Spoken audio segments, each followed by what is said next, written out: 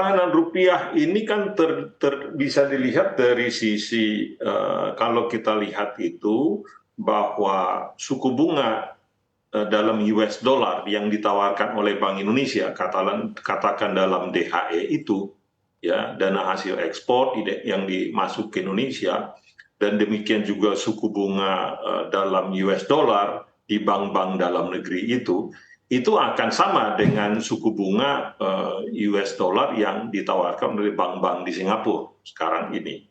Ya, jadi harus dilihat dari sisi real interest rate-nya itu, Mbak Safira.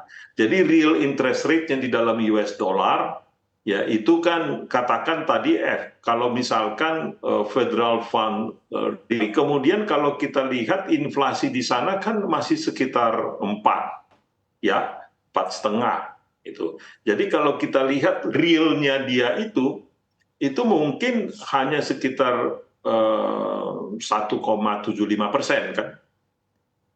Sedangkan di Indonesia seperti yang saya katakan tadi inflasinya kan 3%. Jadi real rate-nya itu simpelnya yaitu BI rate dikurangi dengan inflasi itu dikurangi 3%, ya itu kan masih di 2,75. Jadi yang dilihat itu real rate-nya itu, Mbak Safira. Tentu di samping itu seperti yang saya katakan tadi bahwa kita terus harus memperbaiki lingkungan investasi di kita supaya kita tetap menarik buat foreign direct investment. Ya, FDI tetap kita harus tarik ke dalam negeri. Kalau FDI ini kan long term itu.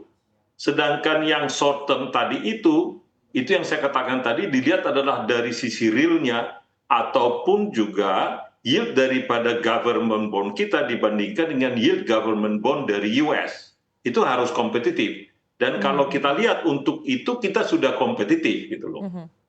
Nah, jadi tinggal sebetulnya bagaimana kita menjelaskan ini dengan narasi yang benar dan juga dengan trajektori daripada indikator-indikator kita tadi itu, ya apakah itu inflasi, apakah itu current account, trade balance, kemudian juga pertumbuhan di samping dengan budget defisit.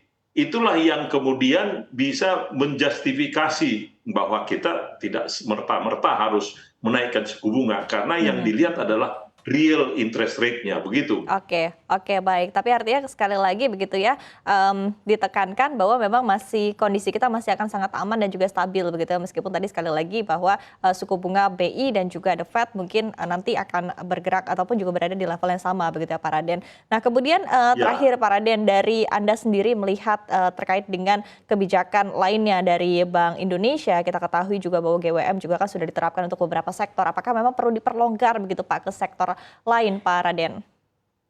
Ya, saya pikir memang Bank Indonesia tentu punya banyak instrumen, beberapa instrumen penting lah. Jadi yang umum adalah repo rate kan, itu yang umum ya.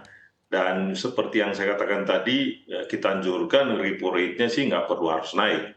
Tapi GWM kalau misalkan supaya likuiditas makin banyak, seandainya misalkan ada tambahan permintaan dari sisi kredit itu, di mana ada beberapa bank besar yang kita lihat bahwa loan to deposit ratio mereka itu sudah cukup tinggi.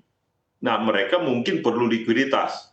Nah, kalau perlu likuiditas, ada dua caranya. Apakah pemerintah dalam hal ini atau Bank Indonesia membeli surat hutang yang dipunyai oleh bank tersebut, atau alternatifnya GWM diturunkan.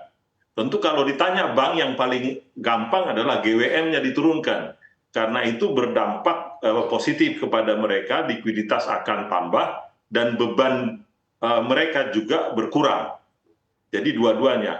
Jadi ada beberapa seperti yang saya katakan tadi, alternatif-alternatif itu yang bisa dilakukan oleh Bank Indonesia. Tidak perlu harus menurunkan BI repo di tengah tadi Federal Reserve yang akan menaikkan, jadi agak berbahaya kalau dia melakukan penurunan sekarang. Tetapi GWM-nya bisa diturunkan atau dia bisa melakukan jual beli government bond. Ya, itu yang bisa dilakukan untuk membantu katakan likuiditas dari perbankan. Secara umum, setahu saya, bank-bank belum menaikkan suku bunga secara signifikan meskipun yang kita lihat di luar negeri terjadi kenaikan yang sangat signifikan. Mhm.